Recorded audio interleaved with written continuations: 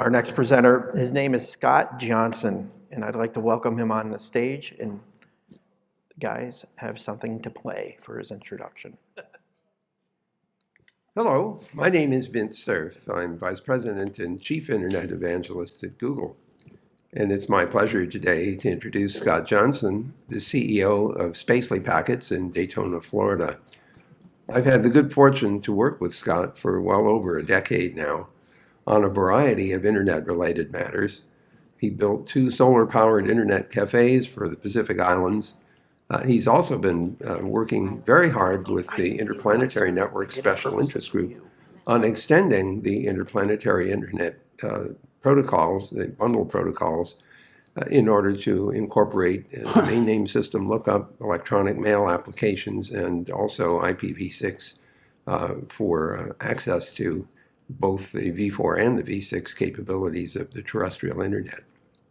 Scott is a tireless worker, typically between midnight and 6 in the morning, as nearly as I can tell, when he isn't doing other things. He's also got a great sense of humor. Where no DNS query has gone before is the title of his talk, if I'm remembering correctly. In any case, I'm sure that you're going to enjoy what he has to say. He's a thorough engineer. He works things out until all the problems are solved. And he's also very parsimonious when it comes to power requirements. He's really quite amazing how much time he spends figuring out how to squeeze an extra watt out of the power requirements for the things that he builds. So I'm sure you'll enjoy his talk. Meanwhile, see you on the net. Thank you, Vint. If you're watching, for that wonderful introduction, I greatly appreciate it. Ladies and gentlemen, children of all ages, it is my honor and privilege to speak with you today about sending and receiving email via the solar system internet. Why, you might ask? Because there's nobody up there now, right? Well, there will be soon. There will be people on other worlds to consume network services that we enjoy and rely on here on Earth. Rapid expansion of the lunar economy concept is taking place. It's attracted a wide range of industries who are adapting or authoring technology for lunar operations. Significant commercial involvement in space yields many users in need of robust communications capabilities, and we are working to ensure that the internet accompanies mankind's push to other worlds. As I discuss this, I would like you to consider that the key enabling technology, the key advance that allows email and eventually other internet-based services to expand beyond our world is the structure of the DNS architecture in naming remote world resources. Not to be cliche, but it was the DNS. When we deeply considered the problem, we isolated DNS as the primary choke point and decided to solve that problem first and build out later. So it will come as no surprise to any of you in this room that an email server without internet connectivity is going to have great difficulty sending and receiving email from beyond its local network. But in the context of the solar system internetworking, that is precisely the challenge we face. Standing in our way to achieving this connectivity are high latency conditions, or what I like to call the latency barrier. To paraphrase the film The Right Stuff, there is a demon that lives at about 3,000 milliseconds on your ping time. Beyond that, the goodput, or actual data transferred correctly, greatly diminishes with any packet loss whatsoever. Disruption is another big hurdle. There is no guarantee of end-to-end connectivity, even to the moon. In fact, the likelihood of that is rather low, as direct-to-Earth circuits are power-intensive, or simply not always possible because of occultation due to orbital dynamics. Space weather can also have a detrimental effect on RF communications in space. There's another avenue of disruption that we have to mitigate. Most of the internet-enabled applications that we enjoy involve one or more DNS lookups, generally some handshaking, and an expectation of continuous connectivity. To contrast, applications designed for delay and disruption tolerance necessarily avoid these functions and assumptions. Also in play is the cost of use of the deep space or other networks. The best way I can put this is that this is very expensive transit, and it places a premium on minimal network overhead. I don't have to explain to this room that the notorious BGP can be difficult to work with under the best conditions. Under conditions of high latency and normally disrupted links, the propagation of routing data becomes a dubious proposition at best. Consider exchanging routes with a target like the Parker Solar Probe, moving at 430,000 miles per hour, 90 million miles away. And remember, you need to aim your circuit where the probe will be a little over 8 minutes from now, because that's how long it's going to take for the signal propagation to reach the probe. This is not quite a meet me room, and I think you'll agree. Finally, as I said, the DNS under present operation is distinctly broken at high latency and is not in any way disruption tolerant. A DNS query from Mars could take up to 40 minutes and an average of 16 minutes to result in any kind of a return. That's assuming a direct link, which is something you cannot assume. During that time frame, any such result that you get from a DNS query might become stale, and the application that made it has likely long ago timed out before the request has returned an answer. So if IP networks and the layers above will not work for our purposes, what will? Well, bundle protocol, the 7th version of which is defined in RFC 9171, is designed specifically for delay and disruption tolerant operation in space networking. It's been used extensively by space agencies in on-orbit missions like the ISS and PACE, as well as many terrestrial applications. BPv7 is included as a requirement in the draft LunaNet interoperability specification that's linked there. And it really excels at ensuring delivery of data across challenged network environments. But the drawback is that the applications are really tailored to mission-specific robotic requirements. So we really just want to send a command and maybe get a response back if necessary, or some science data or something along those lines. There's nothing in the way of standardized application stacks, particularly concerning human-centric uses like chat, email, or web browsing, because why? There's nobody up there, right? To me, the shortest path to populating that application stack, by my estimation, is the porting or adaptation of IP-based applications to support bundle protocol, allowing IP to BP, BP to IP, or IP through BP to IP operation done in a delay-tolerant fashion. Bundle protocol networks do not use IP addresses directly, but they can overlay IP networks through IP-based convergence layer adapters, or CLAs. They instead apply late binding principles to naming, using a URI called the IPN naming scheme, or Interplanetary Network naming scheme. This is comprised of 3 elements: the allocator ID, which is actually a new thing, the node number, and the service number. The former 2 identify the node and are similar to an IP address, although they are a name and not a number, and each are 32-bit unsigned integers. The third defines the service, analogous to an IP port. It's defined as a 64-bit unsigned integer. Collectively, these are termed an EID, or an endpoint identifier. You cannot imply any topological data to this naming system, and nor can you imply any or make any routing decisions based on these names. They are simply identifiers. To help merge the edges of these two network types, a IPN resource record type was recently added to the DNS database at IANA to contain the allocator ID and node number portions of an IPN EID.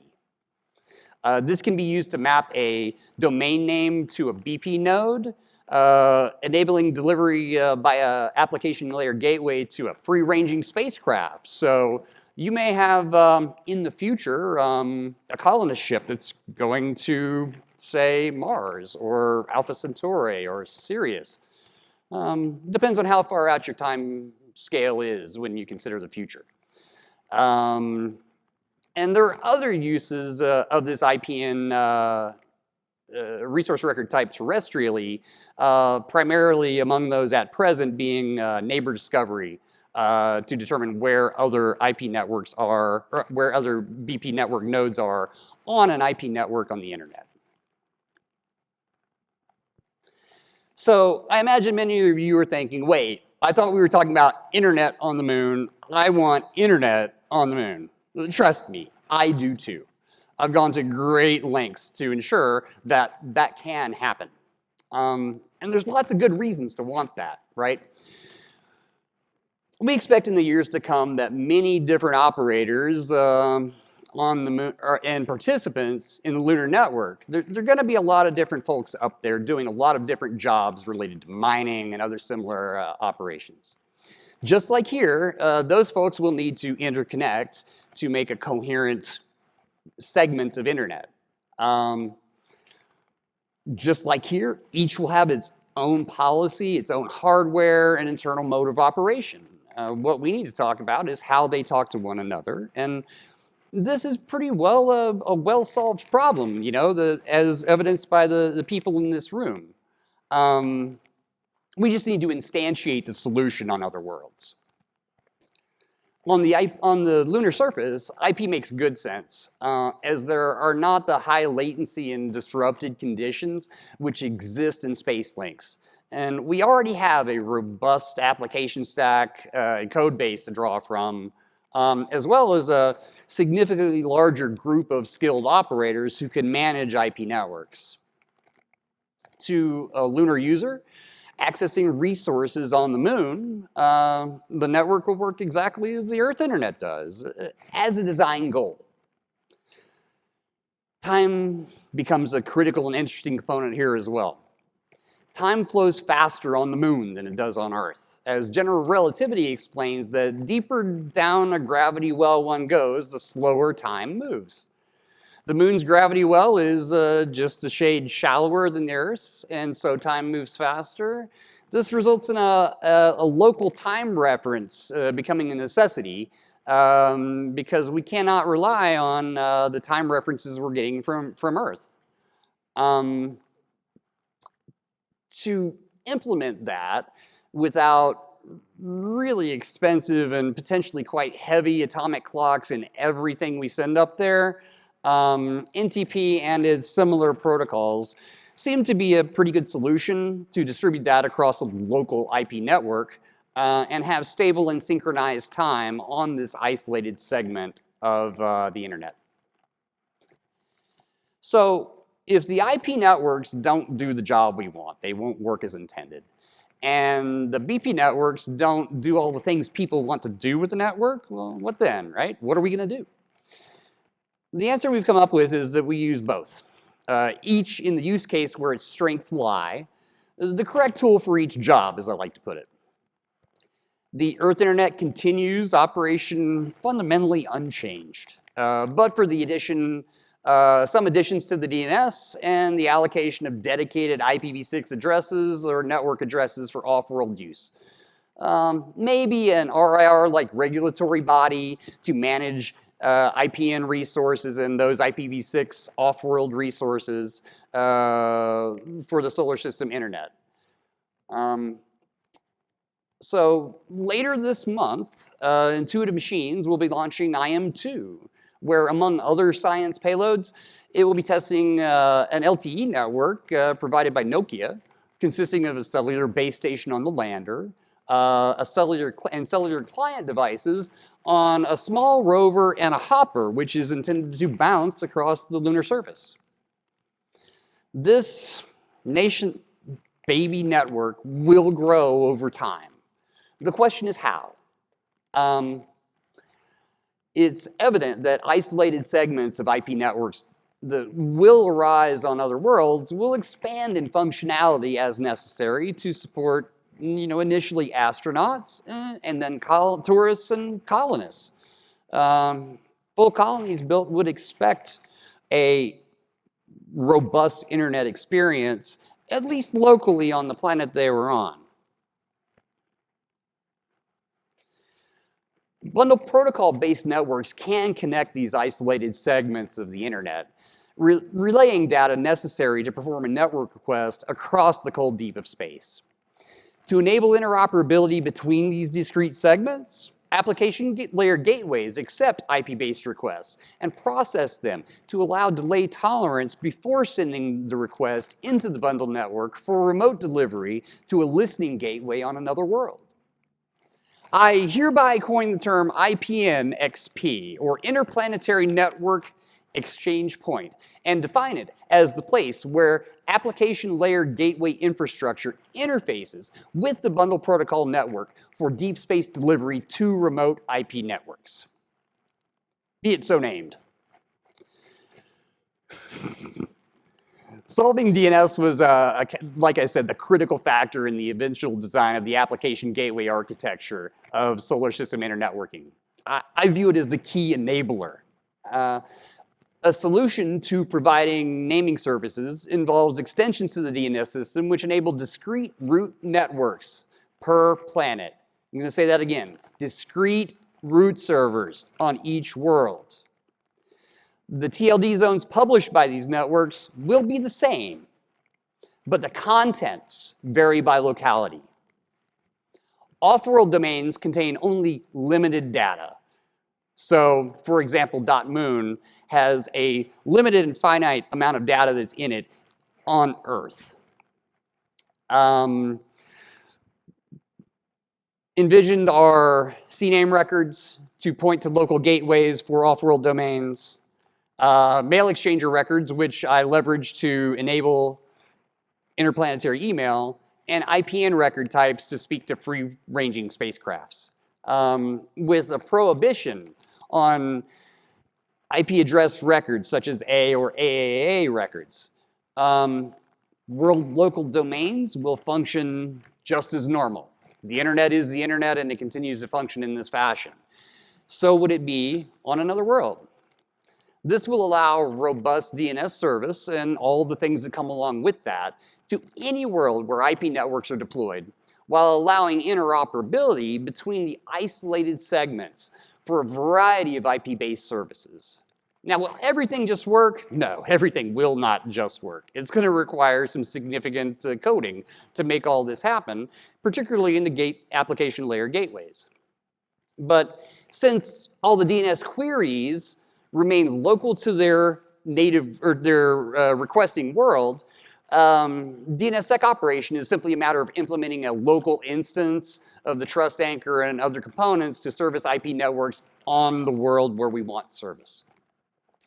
Similarly, there is absolutely no requirement for zone transfers or synchronization of data between DNS networks, and this is an important point.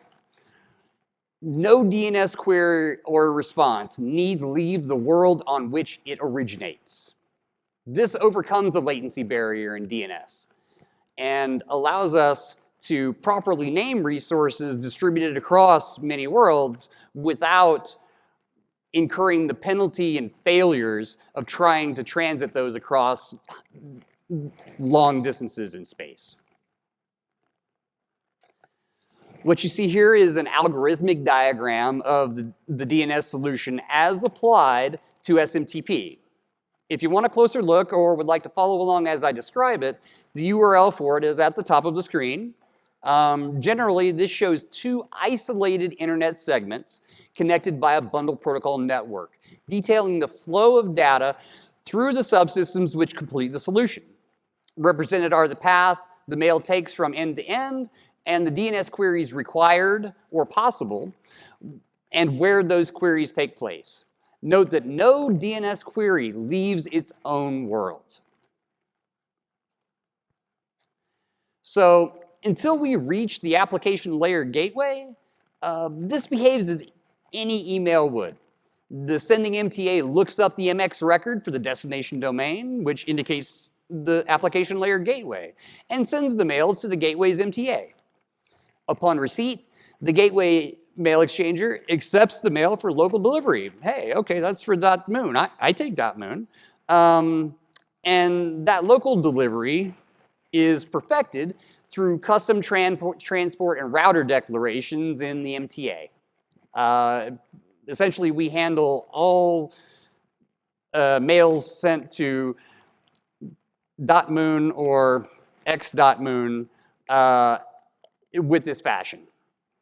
They get redirected into these custom transport and router declarations.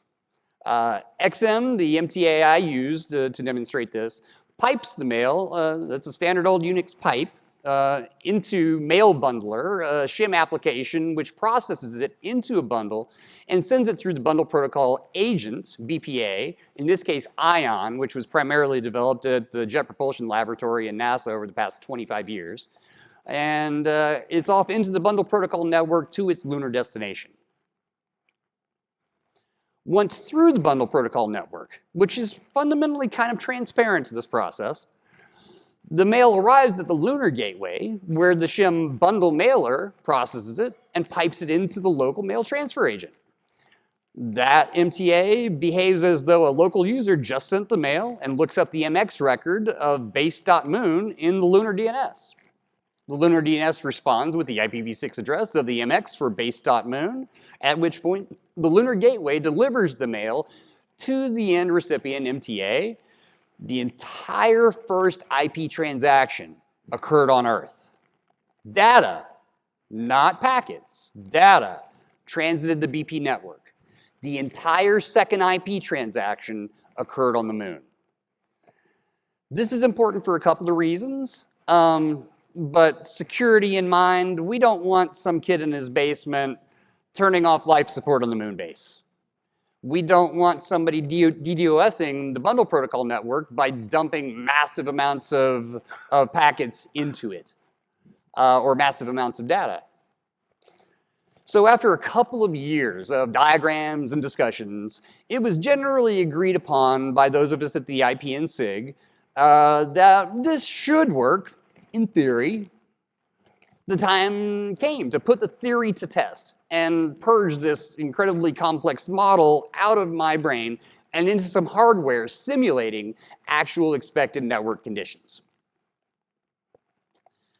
So I collected 5 hosts, one each to represent the normal terrestrial mail transfer agent, the terrestrial gateway mail transfer agent, the bundle protocol-based space links, the Martian gateway mail transfer agent, and the last to represent a Martian MTA. I networked these together on the workbench and configured them to simulate 2 worlds IP networks and a BP-only relay in between. Each world has its own DNS network. To practically demonstrate the effectiveness of the DNS architecture, we had to have an application that would use it. I mean, you know, if you don't query the DNS, it doesn't do anything, right? So we chose SMTP because it was a low-hanging fruit. It was a really easy choice for this. It was an application that is both desired by the space agencies, and it is one of the most already somewhat delay tolerant, due to its inherent nature, applications of IP that we have floating around. So to make this work, I wrote the custom routers and transports in the MTA and shim applications in bundle mailer and mail bundler.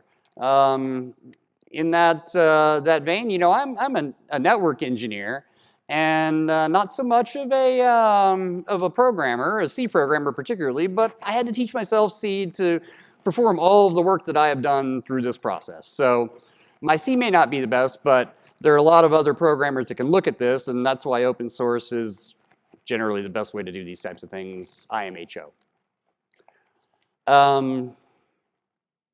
A diagram describing the functionality of the test network, which I dubbed the Universal Network Simulator, some pun intended, in more detail is available at the URL on the bottom of the screen if you guys would like to take a look, but I won't go into detail within it here.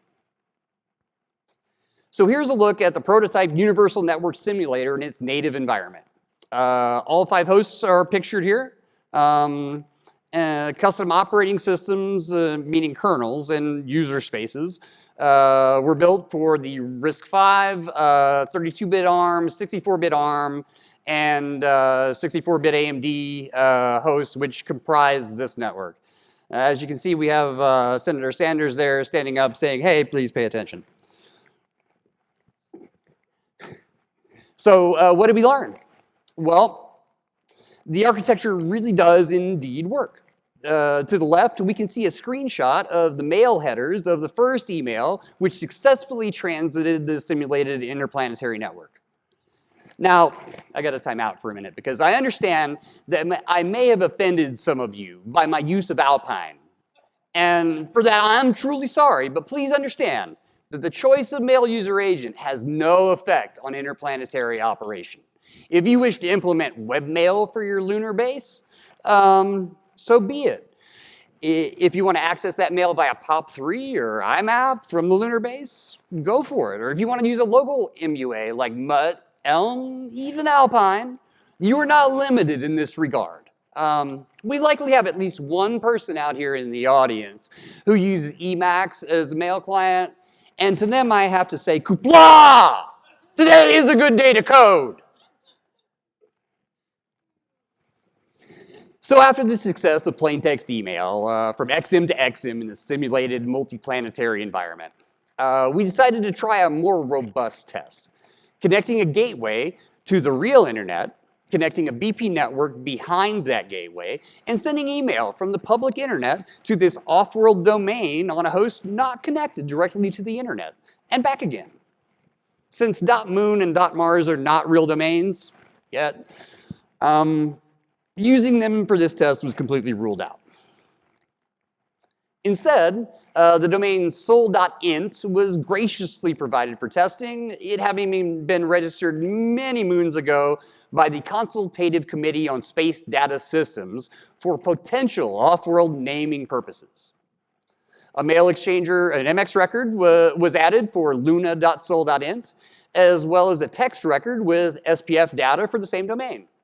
The headers on the right are from a Gmail account showing proper reception and rendering of a mail I sent from scott@luna.sol.int, the MTA on the local gateway, through durga.spacelypackets.com, the Earth gateway, to Gmail and other destinations.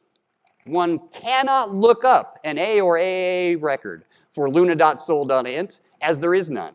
One cannot ping or ping 6 from luna.sol.int because there is no route to other IP-based hosts. For operational purposes, this functions no differently if the BP network portion is an optical ground station connecting to a geosynchronous satellite, which relays to a lunar orbiter, which relays to a lunar ground station, when compared to a single hop BP circuit in the test. In the process, I identified a bug in my implementation, go figure, which interfered with SMIME encoding, and basically I would get an email back from Gmail which was empty because it didn't understand how to parse the SMIME. But we managed to squash that with the help of Scott Burley and Vince Cerf. Together, we figured it out, and I was able to make some code that actually did the job. Mostly. So, awash with enthusiasm, I set out in my best spaceman spiff effort to test the limits of this long-held dream now manifest in my lab. I decided to send an image attachment. Spiff encountered my networking wormhole and exited as glitch mode spiff. I traced the problem to the sequencer and the pattern buffer. No, I'm just kidding. As it turns out, the short text emails that I had been sending only took up one bundle. No fragmentation. This was not the case for an image attachment, however, and not all of the fragments were arriving in order. This is left to the application by bundle protocol, and I had not yet implemented the reliability functions of in-order delivery and complete delivery check into the stack. For that, an ongoing code refactor. I had hoped to have it done for you guys, but I couldn't. Implementing DTPC, delay tolerant payload conditioning, as a layer above bundle protocol, among other desired feature additions like zlib compression, were required. For the moment, we would have to be satisfied with plain text or HTML email from the simulated moon to the public internet as a milestone proving the functionality of the interplanetary DNS architecture, and interplanetary SMTP as a demonstration application of it, from a first principles approach to network architecture design, sorry. So the Ferengi rules of acquisition are clear about sharing of information. Rule 59, free advice is seldom cheap. Rule 74, knowledge equals profit. Rule 208, sometimes the only thing more dangerous than a question is an answer. And Rule 39, don't tell customers more than they need to know. It doesn't take a grand nagus to understand that I probably shouldn't be sharing this info with you, but it's a good thing I'm not Ferengi. My goal is to help expand the network into space. And here are some areas where I think there is opportunity. Bundle protocol is fundamentally a store and forward mechanism. Routers, which are in a loose sense hosts with multiple network interfaces that forward data between those interfaces. These are not designed to store lots of data. A store and forward network requires this.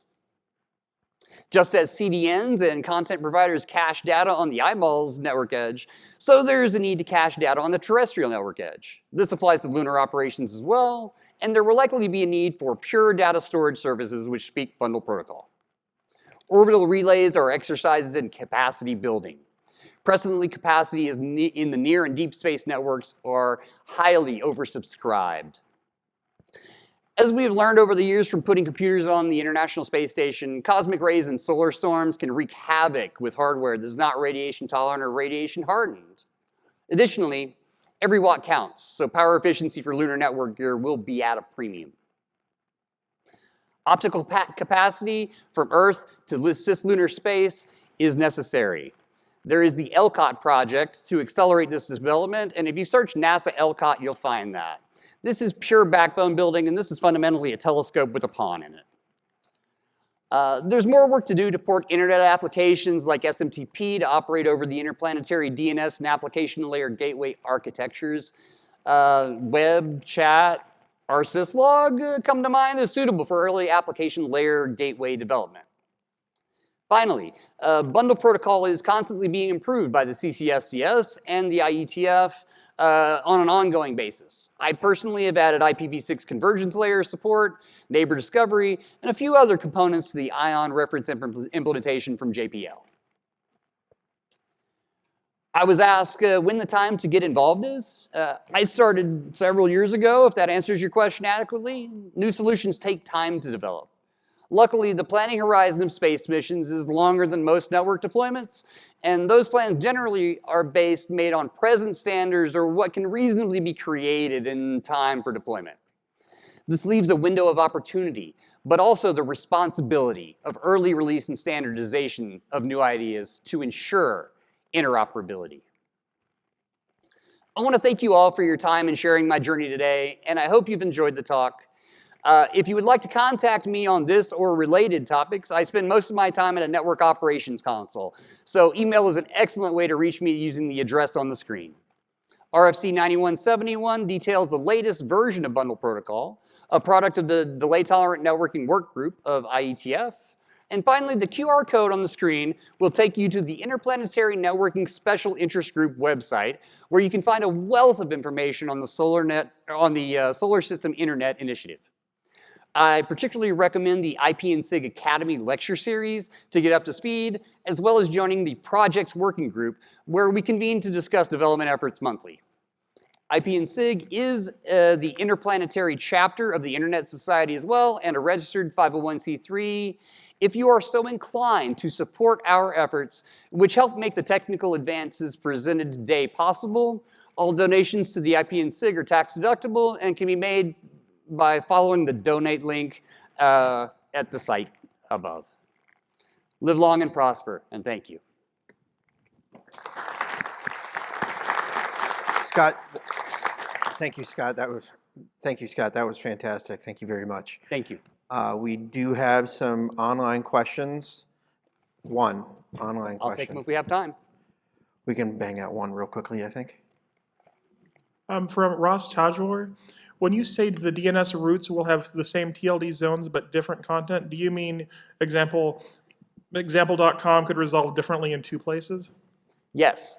On Earth, example.com will resolve to example.com because the zone and attendant distributed database will return the result for example.com. However, if you're trying to get to example.com from the moon, you're going to receive the IP address of the local lunar gateway, application layer gateway, which will then take that request, put it in a bundle minus the IP and above sections, and move it over to the Earth gateway, where it will make a DNS request in its local network for earth.com, just as if a user sitting on Earth made that request.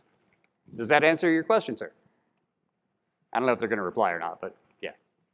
Anybody, anything else? Once again, thank you, Scott. Thank you all.